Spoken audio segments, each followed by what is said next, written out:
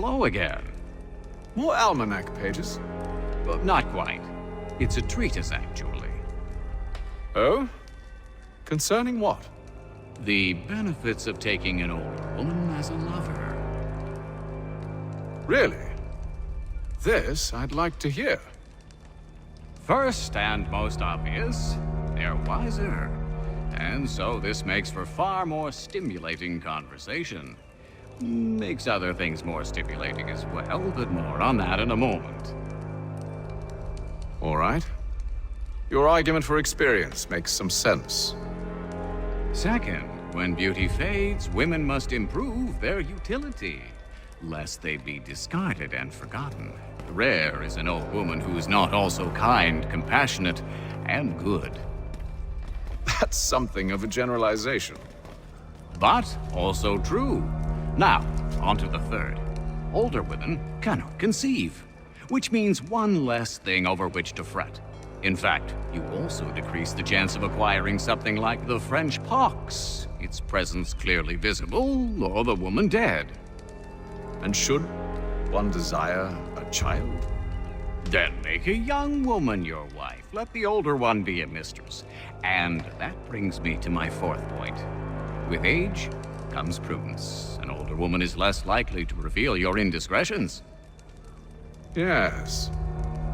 I suppose you know quite a bit about that.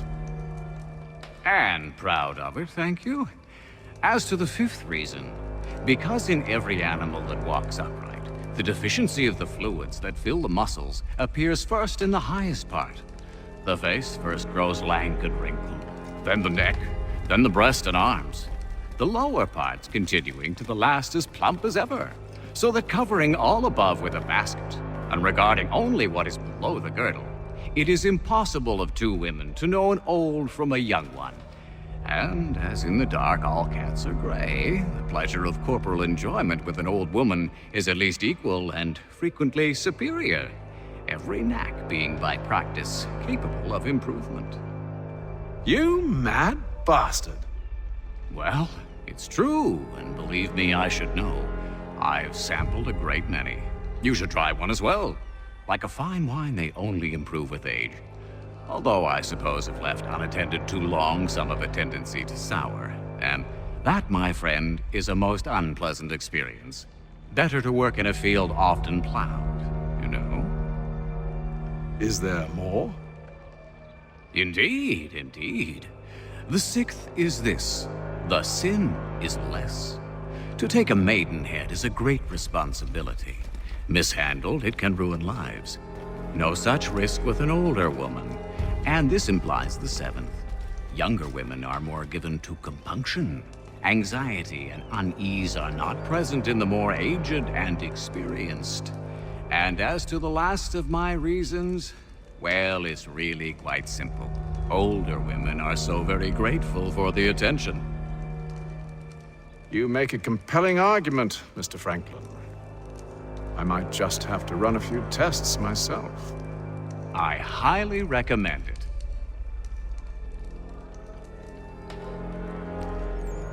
I owe you a great thanks, by the way. What for? Speaking with me. You see, I have very few friends in Boston these days. And what did you do to earn their ire? Started with a cartoon I drew, suggesting unification. How else can we hope to withstand the French menace? I proposed something similar at the Albany conference as well, and it ruffled quite a few feathers. See, I've begun to wonder if Parliament best serves our interests. The colonies might be better off independent and autonomous. Most of my peers, however, haven't taken kindly to the suggestion. Are things truly so bad under the Crown? But you've answered your own question. Under. Why under? It should be side by side. Does France reside beneath Britain? Do the Italians, the Prussians, the Spanish? No. Sure, they may disagree from time to time, even come to blows, but they stand on equal ground. And we should as well. Are the colonies not simply an extension of the kingdom, though? Another borough, if you will? No. We are not. We've evolved into something else, something distinct. I suppose it's only natural to desire parity.